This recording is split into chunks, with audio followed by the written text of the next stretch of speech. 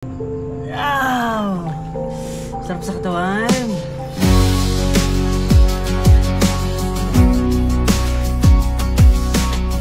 What is up, guys? So we just had our marathon here in Aritao, and now actually papakita ko sa inyo yung isang hidden gem dito sa Nueva Vizcaya, which is particularly nandito tayo ngayon sa Bayombong because we're gonna experience the pride of the province na tinatawag nilang Nueva Vizcaya Wellness Farm. So I went all the way here because alam nyo na, after the marathon we should have a good wellness sessions mamaya. Ang isa sa mga patok sa kanila yung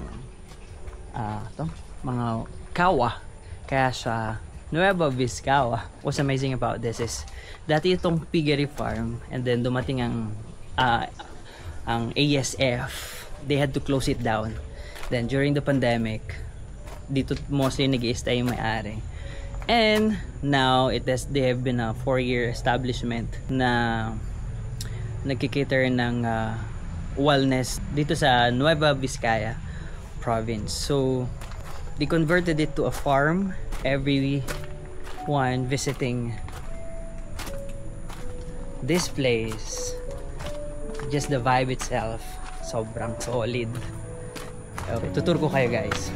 Sa muling pagbisita ko dito sa Nueva Vizcaya, ngayon ko palang mabibisita ang pride nilang wellness farm dito sa probinsya.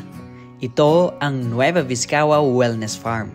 Isang lugar na hindi lang basta pahingahan, kundi dito mo rin mararanasan ang tunay na herbal-infused kawa bath experience. Kasunod niyan ang therapeutic massage na nakabase sa hilot, isang tradisyonal na teknik ng pagmamasahe ng mga Pilipino. Pagdating naman sa kanilang kawa bath services, sa ibang lugar ang kawa bath ay parang pang-Instagram lang, 'di ba? Pero dito sa Nueva Vizcaya, nakatutok sila sa tunay na healing benefits nito. Ang maligamgam na tubig ay hinaluan ng rice water at tanglad na parehong may magagandang epekto naman sa katawan. May antioxidants at minerals na nakakatulong sa hydration ng skin, blood circulation, at syempre, kasama na rin ang mga antibacterial properties, perfect para sa pagpaparelax ng mga muscles natin, pag-alis ng sakit ng katawan, na siya namang nakakabawas rin ng stress. Kaya hindi ako nagkamali na dumaan talaga dito after ng marathon event natin. It's time to take a bath in kawa.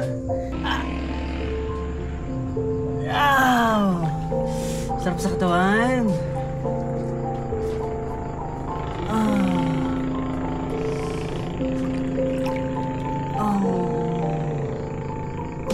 Hindi ito minamadali dahil isang buong oras kang lulublob sa kawa para mas maramdaman mo ang benepisyo nito. At kung gusto mo ng cook alive naman na pang picture, pwede kang mag-request na sindihan ng apoy sa ilalim ng kawa bago matapos ang iyong session. Okay, tapos na yung ating kawa bath. So this time we'll be having our massage. It's the highlight of the day. Let's go, let's go. This will be my bed. Yung kapatid ko, magpapamassage din ako sa just on the other side. May iba't ibang wellness packages ang farm. Pwedeng pang solo o pang group, may half bath lang din, o massage lang, o di naman kaya combination ng dalawa. Isa sa mga pinagmamalaki ng Nueva Vizcaya ay ang kanilang hilot massage. Isang traditional na Pilipinong paraan ng pagmamasahe at mayroon din namang stretching at pressure point techniques. Ang setup nila ay open-air gazebos at may 12 massage beds. Kaya perfect ito lalo na kung may kasama kang barkada o pamilya na gusto ring mag-relax. Hindi lang basta wellness treatments ang meron dito, kundi pati masarap na pagkain. Mayroon silang restaurant na nagluluto ng mga home-style dishes, healthy refreshments, at native brews bago o pagkatapos ng spa session. At dahil marami rin ang bumabalik para sa overnight stay, nagdagdag na rin sila ng accommodation para sa mga gusto mag-weekend escapade at ma-enjoy ang farm ng mas matagal.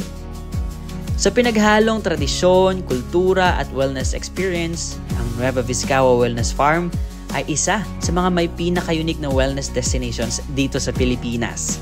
Kaya pag napadpad ka sa Nueva Vizcaya, huwag kalimutan ang Nueva Vizcaya. Buhay! Welcome to Nueva Vizcaya.